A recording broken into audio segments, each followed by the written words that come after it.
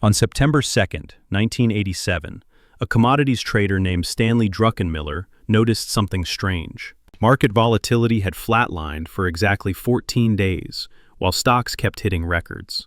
He quietly moved $800 million to cash. 47 trading days later, on Black Monday, the market crashed 22% in a single day. Druckenmiller made $300 million, while the world lost $1.7 trillion.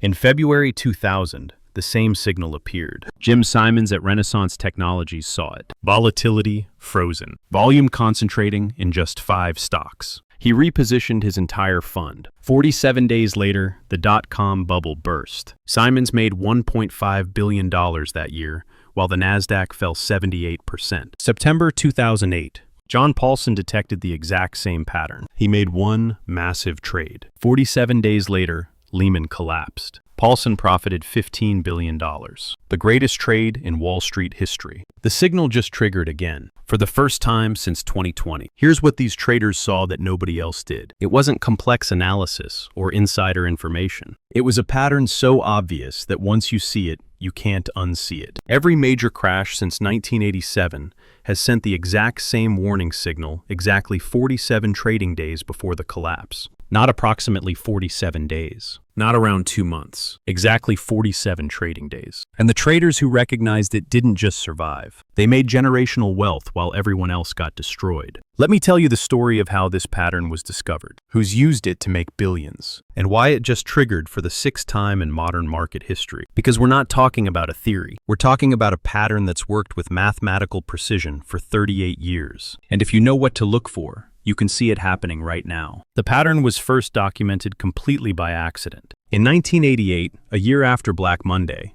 Salomon Brothers hired a team of physicists to figure out why their models had failed to predict the crash. They weren't looking for trading signals. They were trying to fix their risk management systems. What they found shocked them. Their computers kept flagging what appeared to be a data error. The same 3 market conditions appeared exactly 47 trading days before the crash. They assumed their data was corrupted, so they went back further. They checked 1973 and 1974. Same signal. Same time. They checked 1929. The data was incomplete, but what they had showed the same pattern. The physicist who led the study, Dr. James Chen, quit Salomon Brothers 6 months later. He started his own fund with $10 million. By 1999, he was managing $2 billion. His fund returned 400% during the 2000 crash. When asked about his strategy, he would only say one thing: I count to 47. But Chen wasn't the only one who knew. The signal had been quietly circulating among a small group of traders since the late 1980s. They called it the countdown. And every single one of them became extraordinarily wealthy by following the same playbook. Paul Tudor Jones explained it best in a leaked 1992 memo to his traders. Paul Tudor Jones explained it best in a leaked 1992 memo to his traders. He didn't write it for the public. He wrote it for the men managing his billions. The memo read as follows: when volatility dies while prices rise, when volume concentrates while breadth collapses, and when credit spreads widen while everyone celebrates, start counting. You have 47 days. Let's look at exactly how traders positioned for each crash and what they saw. Because the difference between losing everything and making a fortune often comes down to a single piece of data. September 2nd, 1987. Stanley Druckenmiller pulls up 3 screens in his Pittsburgh office. The air on Wall Street is electric with greed, but in Druckenmiller's office, it is dead silent. He is looking at screen 1, the VIX, Wall Street's fear gauge. It has been stuck between 18 and 19 for 2 weeks straight. It is not moving. It is frozen. He looks at screen 2. The market has gained 8% in those same 2 weeks. New highs every single day. Every analyst on television is calling for a new golden age of American capitalism. Then he looks at screen 3, volume data. The top 10 stocks are seeing 3 times their normal trading volume, but everything else is dying. The small caps are flat. The mid caps are falling. Only the giants are moving. Druckenmiller sees what others don't. He understands the psychology of the herd. When fear disappears while prices soar, it doesn't mean the good times will last forever. It means everyone thinks they will. Universal optimism is the most dangerous market condition in existence. It means there is nobody left to buy. But the chart wasn't enough to make him pull the trigger. The trigger that made him act was a phone call from a friend at Chase Manhattan that afternoon. The voice on the other end was nervous. "Stan, I don't know what is happening, but we are charging clients 200 basis points extra for overnight lending, 2% extra for overnight money, and nobody is talking about it. Druckenmiller hung up the phone. He knew exactly what that meant. Banks charge extra when they don't trust each other. When banks don't trust each other, they know something that the stock market hasn't figured out yet. Druckenmiller starts counting. Day 1. He doesn't just sell stocks. Selling is what amateurs do when they get scared. Druckenmiller attacks. He buys out-of-the-money put options on the S&P 500. The strike prices are so far below the current market that they are considered garbage. They are trading for pennies. 5 cents per contract. He moves $800 million out of stocks, and he puts $50 million into these puts that everyone thinks are worthless. The clock ticks down. 47 trading days later, October 19th, 1987, Black Monday. The opening bell rings, and the floor drops out from under the world. The market crashes 22% in a single day. It is the worst crash since 1929. Panic sweeps the globe. But in Druckenmiller's office, the math is working. Those 5-cent puts, they are now trading at $25, a 50,000% return. In one day, his $800 million becomes $1.1 billion. While the world loses $1.7 trillion, Stanley Druckenmiller walks away with $300 million in pure profit. But here is what most people don't know. He wasn't the only one positioned for it. 13 years later, the pattern returned. Renaissance Technologies isn't like other hedge funds. They don't have gut feelings. They don't have hunches.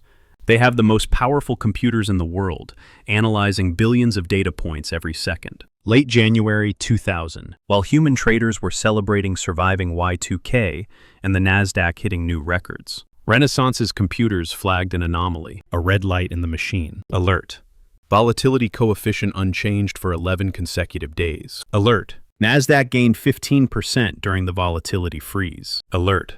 Volume concentration exceeding historical crisis thresholds. The algorithms didn't know what it meant in human terms, but they knew it had only happened twice before in their entire database. July 1987 and September 1929. Both times the market crashed exactly 47 trading days later. Jim Simons pulls the raw data himself. He sees something that makes him certain the end is near. Cisco, Microsoft, Intel, Oracle, and Sun Microsystems, just 5 companies. They are absorbing 65% of all Nasdaq trading volume. Think about that. 4,000 other stocks are trading like penny stocks, while the entire global market crowds into 5 names. Simons realized the structure was broken. When everyone tries to exit through the same door at the same time, the door doesn't just jam. The building collapses. Simons doesn't hesitate. He executes 3 strategic moves. Move 1. He sells every single tech long position. $3 billion in tech stocks, liquidated quietly over 2 weeks. Move 2. He buys gold mining stocks, not gold ETFs. Mining companies, Newmont, Barrick, Placer Dome. The assets nobody wanted during the tech boom. Move 3. He shorts the QQQ, the Nasdaq tracking ETF. He loads up $500 million in short positions. His own traders think he is insane. The Nasdaq has just gained 40% in 3 months. Every analyst on Wall Street has raised their price targets. But Simons has seen this pattern before in the data. 1987, 1929. The mathematical structure is identical. He starts counting. Day 1, March 10th, 2000. 47 trading days after the signal. The Nasdaq peaks at 5,048. Then it falls, and it falls, and it falls. Over the next 30 months, the Nasdaq loses 78% of its value. $5 trillion in market cap is erased. Cisco falls 89%. Microsoft falls 65%. Intel falls 83%. Oracle falls 80%. Sun Microsystems falls 93%. The 5 companies that represented 65% of all volume led the crash. Meanwhile, Renaissance Technologies returns 98.5% in the year 2000. The average hedge fund lost 40%. Simons made $1.5 billion while the tech bubble burst around him. The difference was 47 days of preparation. But neither Druckenmiller nor Simons had pulled off the greatest trade in history. That came 8 years later. By July 2008, John Paulson was already a legend. He had made $4 billion betting against subprime mortgages. Everyone knew his name. But in July 2008, he saw something that made him go all in on a total financial collapse. The VIX was pinned below 20 for 2 weeks. Banks were failing. Bear Stearns had collapsed 3 months earlier, and yet the fear gauge was acting like everything was fine. Volume in financial stocks had concentrated into just 5 names: J.P. Morgan, Goldman Sachs, Morgan Stanley, Bank of America, Wells Fargo. Everyone was trading the survivors. Nobody was watching what was happening underneath. But Paulson found the hidden signal. His team discovered something the public would never see. They got data from a contact at the Federal Reserve. Overnight lending between major banks had essentially stopped, not slowed down. Stopped. Banks were demanding 300% collateral for loans that normally required none. If Bank A wanted to borrow $100 million overnight from Bank B, they had to post $300 million in treasury bonds. That only happens when banks fundamentally do not trust each other to survive until morning. The Fed wasn't reporting this because it would cause panic, but the banks knew, and Paulson knew. He runs the numbers. If overnight lending has frozen, it means the entire financial system is 47 days from cardiac arrest. He doesn't short individual banks this time. That is too risky. He buys credit default swaps on the entire financial system, insurance policies that pay out when the system breaks. It is September 3rd, 2008, day 1. October 15th, 2008. 47 trading days later, Lehman Brothers files for bankruptcy. The 4th largest investment bank in America is gone overnight. AIG collapses the next day. Merrill Lynch is forced into a fire sale to Bank of America. The global financial system freezes. Paulson's credit default swaps are now paying 100 to 1. He invested $150 million in swaps. They are now worth $15 billion.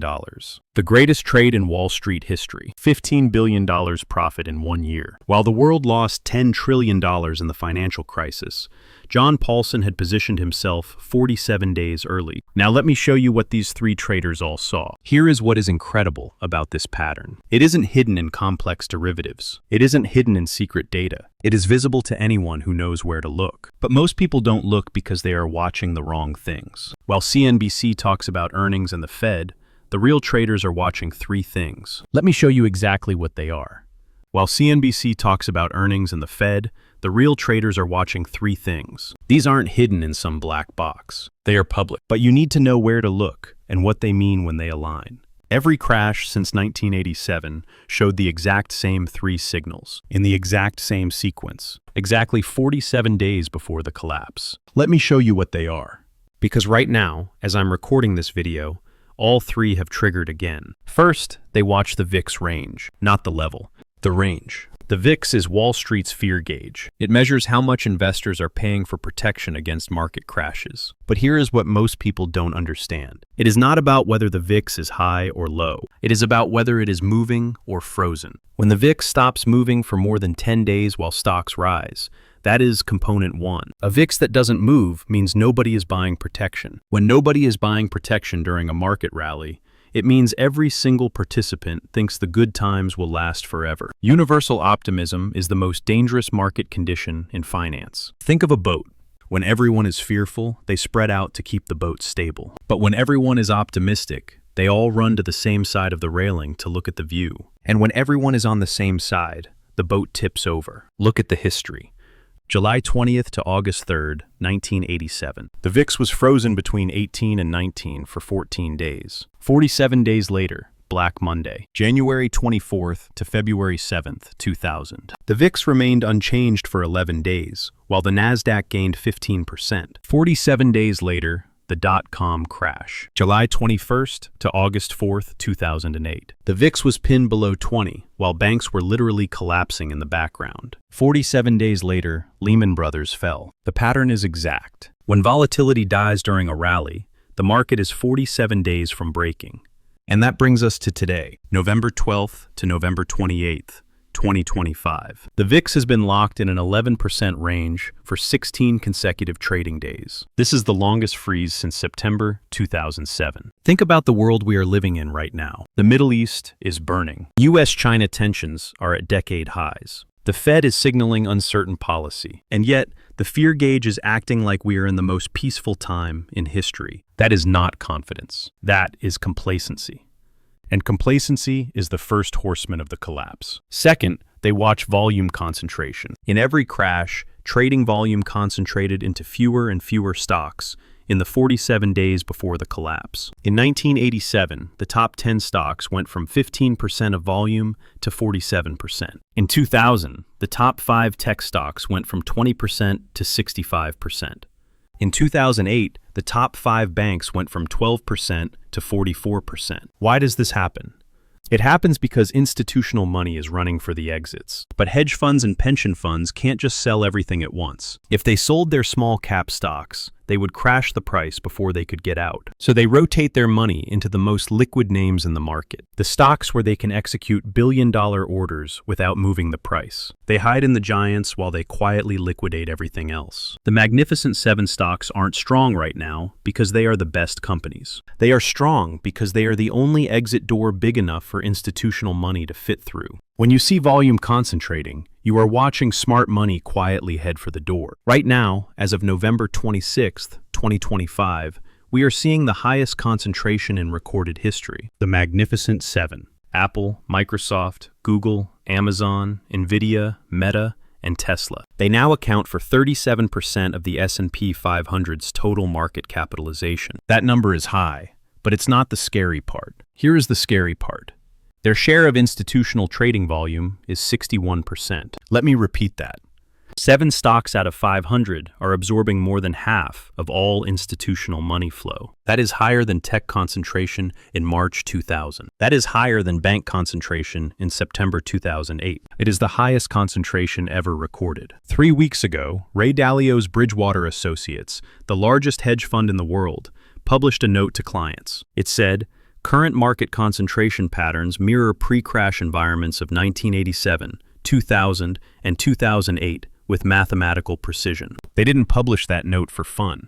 They published it because they moved $180 billion to defensive positions. When the world's largest hedge fund says concentration has reached crisis levels and moves that much money, you pay attention. Third, and this is the one nobody talks about, they watch the overnight lending markets. When banks stop trusting each other, they charge higher rates and reduce lending volume. But it happens in markets the public never sees. The spread between what banks charge each other overnight versus treasury rates normally sits around 0.5%. Before every crash, it spikes above 2%. By the time this shows up in public markets, it is too late. The smart money is already positioned. On November 4th, 2025, something happened that has only occurred 4 times before in modern markets. The SOFR, the secured overnight financing rate. It jumped from 3.96% to 4.35% in just 3 trading days. A 40 basis point move in overnight lending is an earthquake in the banking world.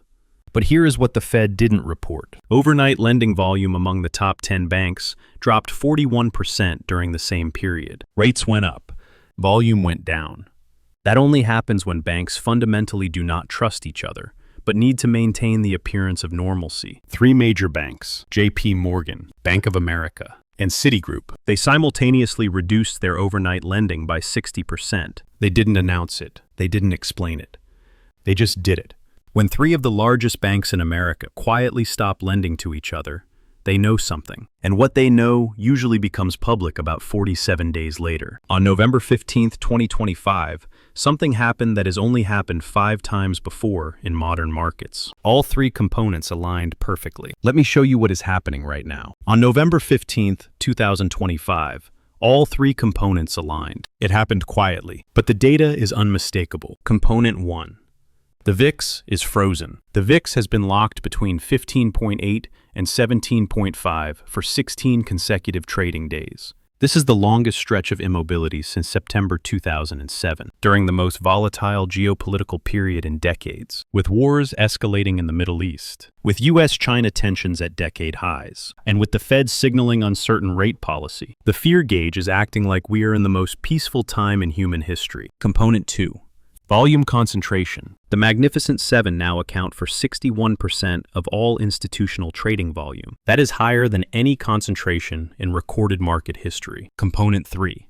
Overnight lending crisis. SOFR spreads spiked to 4.35%, while overnight lending volume among major banks dropped 41% in 72 hours. JP Morgan, Bank of America, and Citigroup. They simultaneously pulled back from overnight markets without explanation. All three components aligned. For the first time since 2020, Ray Dalio's Bridgewater Associates sent a note to clients on November 18th. The note said the following: market conditions now mirror pre-crash environments of 1987, 2000, and 2008 with mathematical precision. They moved $180 billion to defensive positions. So what are the traders who know the signal doing right now? I have spoken to 3 fund managers who have successfully traded the previous 47-day signals. They are all doing exactly the same thing. George Soros's former chief strategist, who managed $4 billion through the 2008 crash, told me his exact playbook. Day 1 through day 30. You quietly reduce risk. Sell positions slowly so you don't move the market. Day 31 through day 37. Build your short positions. Buy VIX calls and put options on indices. Day 38 through day 44. Wait. Do nothing. Let the trade come to you. Day 45 through day 47. The crash usually starts here. Hold your positions. He told me, it is not about being perfect. It is about being positioned. Here is what he is actually doing with his personal money right now. He has moved 40% of his portfolio to cash, not money markets. Actual cash and 90-day treasury bills. He has moved 30% into gold, but not gold ETFs, physical gold and gold mining stocks. And he has loaded up 30% on VIX calls with a strike price of 35. Expiration dates in March and April 2026. He is waiting for volatility to explode. Another manager who turned $50 million into $400 million during the 2000 crash shared something interesting. He said everyone thinks you need to short to make money in a crash. Wrong.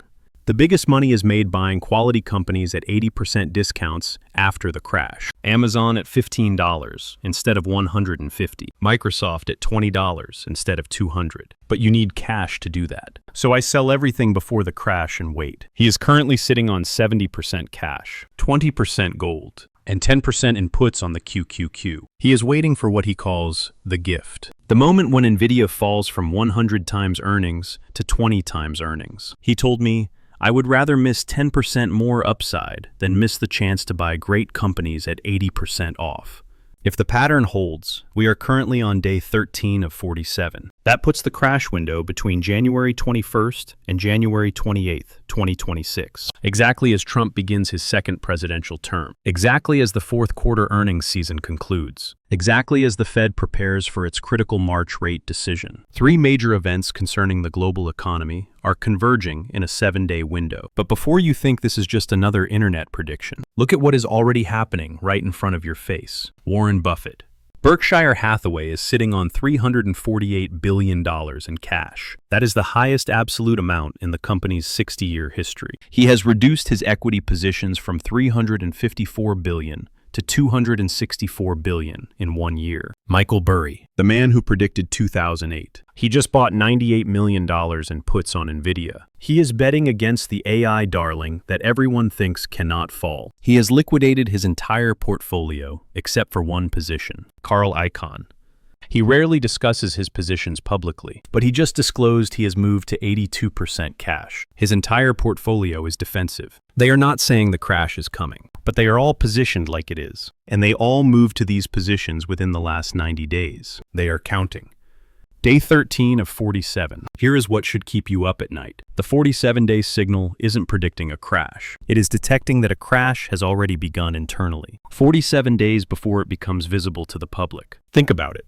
When volatility flatlines while prices rise, it means nobody is hedging. The dam is already cracking, and nobody is buying insurance. When volume concentrates into a few stocks, it means everything else is already falling. The house is on fire, and the smart money is fighting to get through the only open door. When banks stop lending to each other, it means they know something is broken. They can see the balance sheets. They know who won't survive the night. The market isn't about to crash. It is already crashing. You just can't see it yet because the biggest stocks are hiding the damage. But in 34 trading days, if history is any guide, the mask comes off. And by then, it is 47 days too late to do anything about it.